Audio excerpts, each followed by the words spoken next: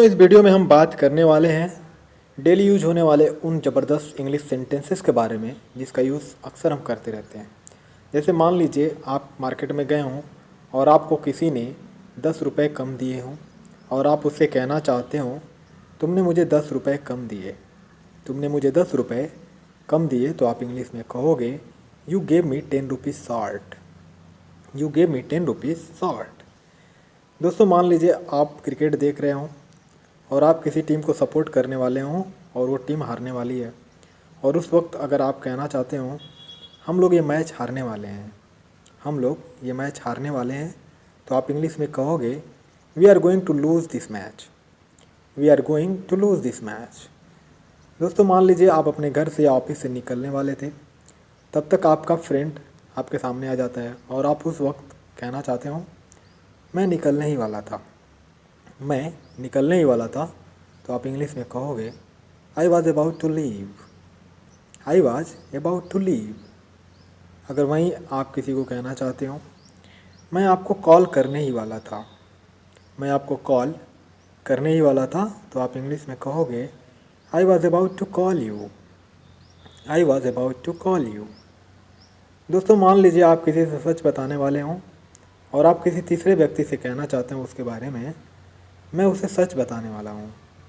मैं उसे सच बताने वाला हूँ, तो आप कहोगे I am going to tell him the truth, I am going to tell him the truth. दोस्तों मान लीजिए अक्सर कुछ लोग होते हैं जब खाना बाहर खाते हैं, मान लीजिए कोई है जो खाना बाहर खाने वाला है और आप किसी से कहना चाहते हो वो आज खाना बाहर खाने वाले हैं, वो आज खाना बाहर खाने वाले हैं, तो आप इंग्लिश में कहोगे they are going to eat out today, they are going to eat out today. अगर वहीं आप कहना चाहते हो जल्दी करो फिल्म शुरू होने वाली है, जल्दी करो फिल्म शुरू होने वाली है, तो आप इंग्लिश में कहोगे hurry up, the movie is about to start, hurry up,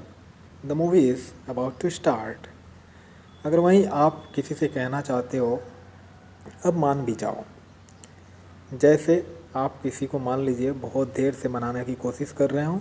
और वो नहीं मानता हो, तो आप लास्ट में ये सेंटेंस यूज करते हुए कह सकते हो अब मान भी जाओ, now please give in, now please give in. अगर वहीं आप किसी को कहना चाहते हो मैं उन लोगों को संभाल लूँगा, मैं उन लोगों को संभाल लूँगा, तो आप इंग्लिश में कहोगे I will handle them, I will handle them. अगर दोस्तों मान लीजिए आप किसी से कहना चाहते हो फ़िलहाल मैं जा रहा हूँ, फ़िलहाल मैं जा रहा हूँ, तो आप इंग्लिश में कहोगे as of now I am going, as of now I am going. अगर वहीं आप किसी से कहना चाहते हो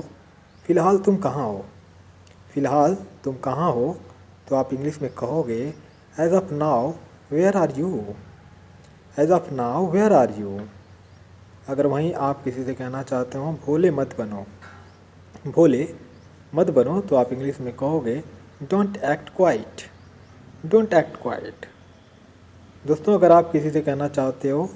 होश में तो हो, होश में तो हो, तो आप इंग्लिश में कहोगे आर यू इन सेंस,